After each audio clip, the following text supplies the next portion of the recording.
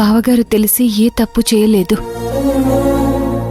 సుహాసిని గారు కూడా కావాలని ఏ తప్పు చేయలేదు.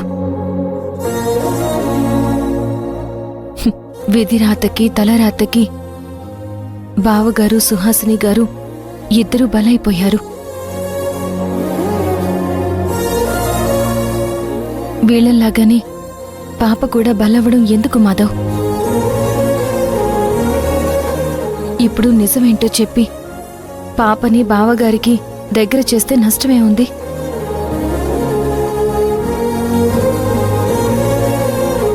నీ బిడ్డగా ఇంటికి తీసుకురావడం ఎందుకు?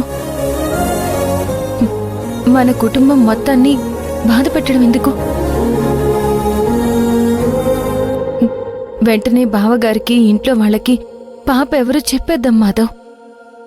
లేదు భూమి, రాఘవ అన్నయ్యకి విషయం చెప్తే తట్టుకోలేడు.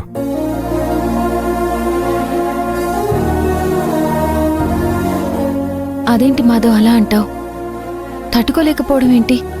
పాప ఆయన బిడ్డే కదా. తప్పు అన్నయ్యది కాకపోయినా తన వల్ల ఒక ఆడపిల్ల జీవితం నాశనం అయిపోయిందని, ఒక ఆడపిల్ల ఇన్నాళ్లుగా తన జీవితాన్ని కోల్పోయి తన బిడ్డతో ఒంటరిగా ఉంటుందని, ఆ పాప తండ్రి ఆధారం లేకుండా ఇన్ని సంవత్సరాలుగా పెరిగిందని తెలిస్తే అన్నయ్య అస్సలు తట్టుకోలేడు. అలా కాకుండా అన్నయ్య తప్పు చేశాడని తెలిస్తే అలేఖ్య ఖచ్చితంగా అడ్డం తిరుగుతుంది. ఇది నేను స్వార్థంతో మాట్లాడుతున్న మాటలు కావు. పాపకి సుహాసినికి న్యాయం చేయాలనే ఆలోచనతో మాట్లాడుతున్న మాటలు. చూడు మాధవ్, నేనిప్పుడు ఇండియాకొచ్చింది పాపని వీలైనంత త్వరగా వాళ్ళ నాన్నకి దగ్గర చేయాలని. అవును సుహాసిని, నాకు తెలుసు నువ్వు చెప్తుంది నాకు అర్థమవుతుంది. కానీ నేను చెప్పేది కూడా అర్థం చేసుకోండి.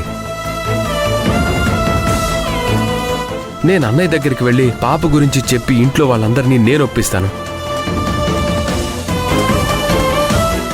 చూడు భూమి, నలుగురు నన్ను నాన్న మాట్లాడుతుంటే నువ్వెక్కడా బాధను తట్టుకోలేక పాప నా కూతురు కాదు అనే నిజాన్ని బయటికి చెప్తావేమోననే భయంతోటే నేనిన్ని రోజులు నీకు నిజాన్ని చెప్పకుండా దాస్తూ వచ్చాను. పాపకెట్టి పరిస్థితుల్లోనూ అన్యాయం జరగనివ్వను. ఇప్పుడు కూడా నీకు ఈ నిజాన్ని ఎందుకు చెప్తున్నానో తెలుసా భూమి?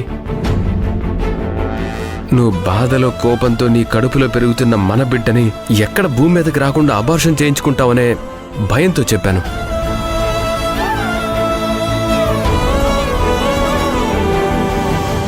నువ్వు నాకు ఒక మాట ఇవ్వాలి భూమి.